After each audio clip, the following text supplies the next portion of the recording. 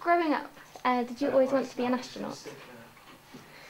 That's an interesting question because I mean, when people are walking on the moon when you're 5 years old, and you get to watch all those launches and the landings, splashdowns, and follow Skylab. When space was news, I mean, it was what we saw. It was, wow, that would be a lot of fun.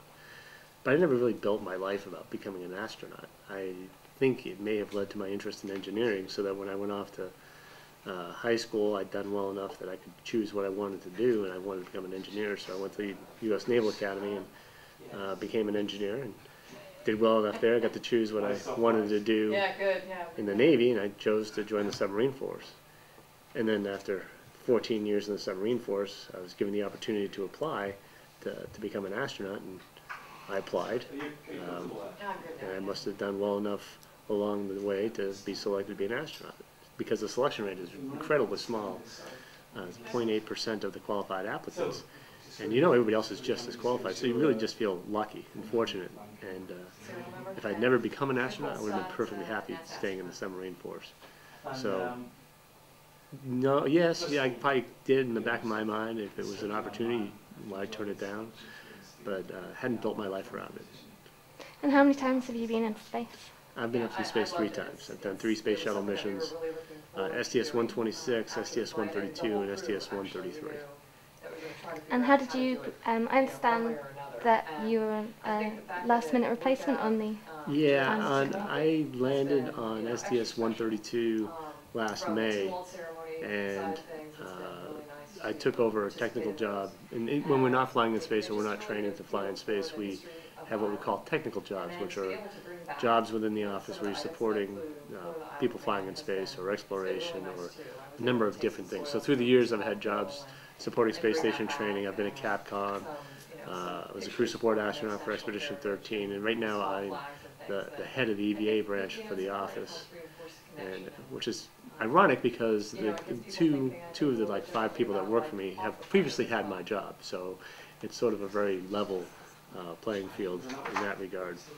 And so when Tim was injured in January, I was selected to fill his space basically for the spacewalks only.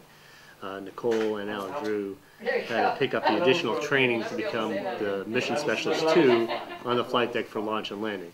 So that meant that they were the person that had to move to that middle seat between the pilot and the commander to support them. That was additional training. And so in order for me to focus solely on the EVAs, that's the only role I picked up after Tim was injured. And fortunately, Tim and the rest of the EVA team, Nicole and Al and Mike Barrett and whole training team, had developed the procedures so well. With the experience I had had previously on my previous 2 missions, stepping in was not a problem. All I had to do was get up to speed with what they had done. They had written procedures that were really well understood. I got a chance to talk to Tim a number of times to ensure that I was thinking the right way. And so by the time we got to space, it was, follow the procedures, let Nicole tell me what to do, and let Mike drive me around on the arm and get the work done. What's the feeling of weightlessness like? Oh, it's fantastic. It never gets old. It never ever gets old floating in space.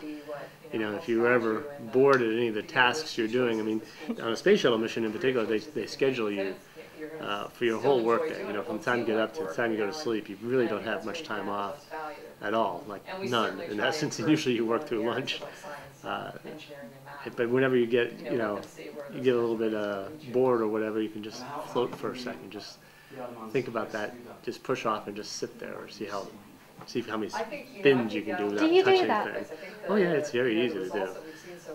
It's a lot of fun. We call it stupid astronaut tricks. And stupid astronaut tricks make a lot better video than our usual work. So that's why when you see mission highlights from space shuttle crews, they tend to have a lot of stupid astronaut tricks. Playing with food, tumbling, bouncing around, just because it makes better video. We spend a very small amount of time doing that. What's your favorite one? My favorite stupid astronaut trick? Yeah. I really like trying to see how still I can be for so long. See if you can get yourself so stationary that in an area that you don't have to touch the walls, and see how long you can kind of stay. So, because you get really slow rotation rates, and you see, you kind of hold your body and just see how long it takes you to move a certain distance. It's a lot of fun, and not bump into anything or break anything, or the usual. Do you hope to go into space again? I think so. I hope so. We'll be flying on the Russian Soyuz back and forth to the space station at least through 2020. And so for the next 9 years, that's going to be our access to space until the commercial crew vehicles come along, hopefully sometime mid-decade, this decade. And so, yeah, I hope to get back to space. It's going to be a while. It's a 2.5-year training flow for space station missions.